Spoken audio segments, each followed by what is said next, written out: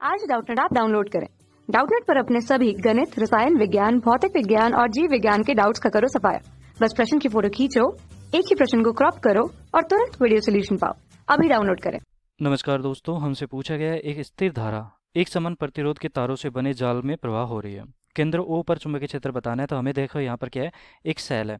इस सेल से क्या किया कि धारा प्रवाहित की, तो कुछ इस प्रकार धारा यहाँ पर प्रवाहित हो रही है। तो यहाँ से इस धारा से प्रवाहित होकर इस बिंदु से फिर इसमें 3 भागों में विभक्त होगी, फिर इस प्रकार गई। तो ये हमारा एक घन है, तो इसमें अलग अलग तार है। ये तार है, एक ये हो गया, एक ये हो गया, एक ये हो गया, तो 8 तार है यहाँ पर। फिर ये धारा वापस इस प्रकार यहाँ पर वापस आ जाती है। तो इस प्रकार यहाँ पर धारा बह रही है। तो ये जाल दिखा रखा है। तो ये इस जाल में ये जो घन बन रहा है हमारा, इस घन के केंद्र कोई है ओ, उस पर हमें चुंबकीय क्षेत्र बताना है। तो देखो, अगर मैं मानूं कि हमारा एक तार तो ये 1 number, 2 number, 3 number, 4 number, 5 number, इस प्रकार है हमारे। तो अगर मैं मानूं तो इसमें देखो, एक समान धारा कह रहा है कि यहाँ पर इसमें इस स्थिर धारा प्रवाहित हो रही है। तो देखा जाए तो देखो, ये एक तरह से हमारा सिमेट्रिक स्थिति है, मतलब कि एक तरह से सममित समी वो है, आकृति है। तो धारा तो सभी में समान होगी, आई इसमें जाएगी, आई इसमें जाएगी, आई इसमें जाएगी। तो इस प्रकार हमारी धारा सब में समान जा रही है। फिर यहाँ पर क्या हुआ कि ये आई आई आई धारा तो जा रही है, फिर इसके बाद जब ये वाली धारा जाएगी, तो ये देखो, तार का नाम दे देता हूँ पहले सबका, 1 2 3 4। फिर इसको दे रहा हूँ नीचे वालों को 5 6 7 और 8, ताकि कन्फ्यूजन ना हो। 8 हो गए। और फिर ये साइड में जो खड़े हैं उनको दे देता हूँ नाम, 9 10 और ये 11, और ये पीछे का एक बच गया वो 12 हमारा। तो ये 12 तार है हमारे पास। अब देखो, इनमें मैंने आई आई धारा, इन 9 में, 7 में और 5 में आई धारा प्रवाहित की। अब देखो 9 में, देखो 9 से 1 और 4 में जा रही है। तो इसमें आई बटा दो जा रही होगी, आई बटा दो, और ये भी आई बटा दो जा रही होगी। अगर आई बटा दो जा रही है तो फिर क्या होगा, देखो यहाँ से ये वाली इसमें जाएगा, तो इसमें भी आई बटा दो, और आई बटा दो किसमें, 6 और 4 में जा रही होगी। तो इस प्रकार जा रही होगी। तो एक तरह से मैं कहना क्या चाहता हूँ यहाँ पर, कि जब यहाँ पर आएगी तो 2 3 और ये 11 वाला तार है, 2 3 और 11वां तार है। इसकी वजह से जो हमारी धारा होगी वो कितनी हो जाएगी, ये हो जाएगी आई। और ये 9, ये 5, ये कौन सा है हमारा तार, 8 और 7, 9 8 7 में कौन सी धारा जा रही है, 9 8 और 7 नंबर में ये जा रही है हमारी आई। और इनके बीच में जो तार है हमारे, देखो ये बीच में जो तार आगे 1 4 जो बाकी बच गए, उन सब में आई बटा दो जा रही है। तो 11 तार है टोटल हमारे पास। तो एक तरह से देखा जाए तो मैं इस वाले को पहले एक काम करता हूँ, बस 2 तारों को लेता हूँ।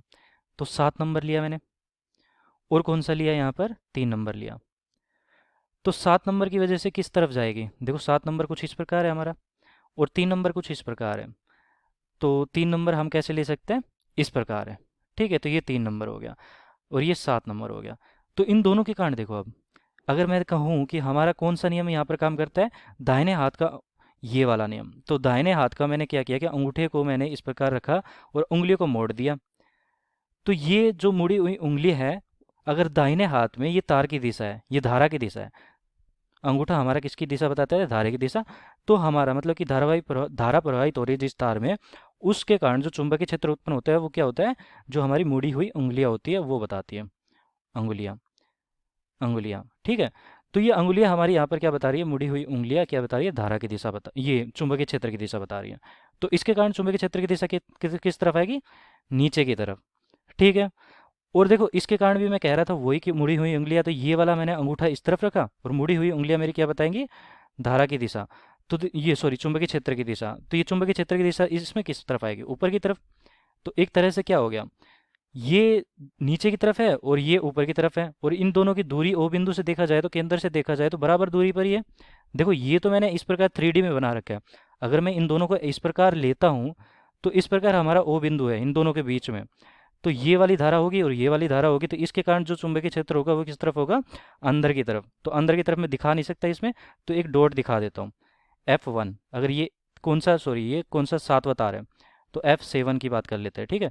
और इसके कारण जो बाहर की तरफ होगा, तो बाहर की तरफ को देखो, F, ये तो क्रॉस कर देता हूँ और ये डॉट कर देता हूँ। ठीक है। तो बाहर की तरफ मैं डॉट कर रहा हूँ, बाहर की तरफ, ये बाहर है चुंबकीय क्षेत्र। इसके कारण जो मुड़ी हुई उंगलियां होंगी वो ऊपर की तरफ दिखेंगी हमें। तो मुड़ी हुई उंगलियां चुंबकीय क्षेत्र की दिशा बताएगी। तो ये कौन सा तार है हमारा, तीसरा।